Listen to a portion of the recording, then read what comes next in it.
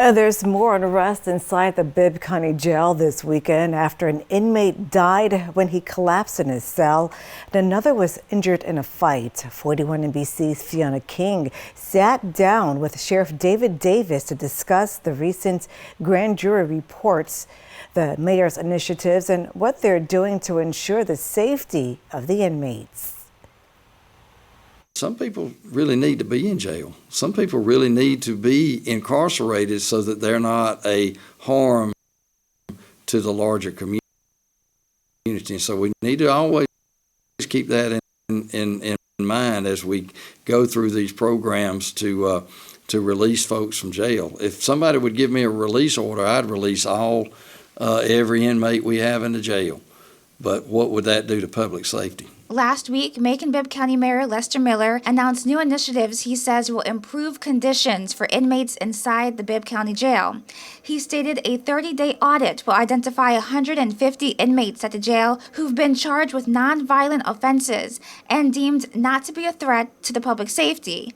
But Sheriff David-Davis stressing that the release of 150 inmates is a complex task. It's going to take a little time to look through all of the inmates. There's almost 1,000 inmates in the jail, and to look at those, look at each one of them's charge and their eligibility for participation in this program. Sheriff Davis stating the Macon Judicial Circuit District Attorney and the court system decide who can be eligible for the mayor's new program. Technically, that's why they're still here.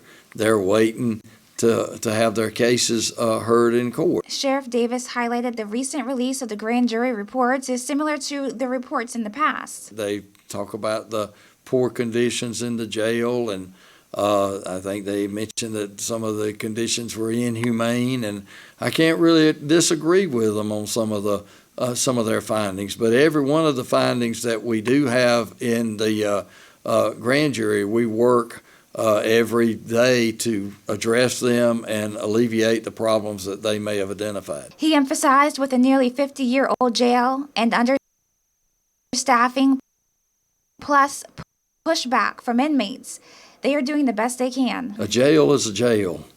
Sometimes a jail is a violent place.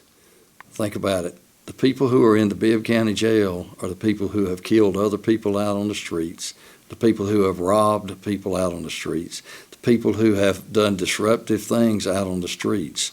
And so when they come into jail, sometimes they continue those habits, and we have to deal with it as it comes. Sheriff Davis says while they're looking at inmates who might be eligible to participate in the new mayor's program of release, their main priority is trying to maintain the jail. Maintenance issues where we're constantly working on the lights, we're constantly working on the jail cells themselves to make sure that they stay secure and stay operational as they should be. So it's these things we don't do one thing and then another. We're always working on all of these programs. He noted the new jail expansion would not be ready anytime soon, estimating it could take 2 or more years to complete.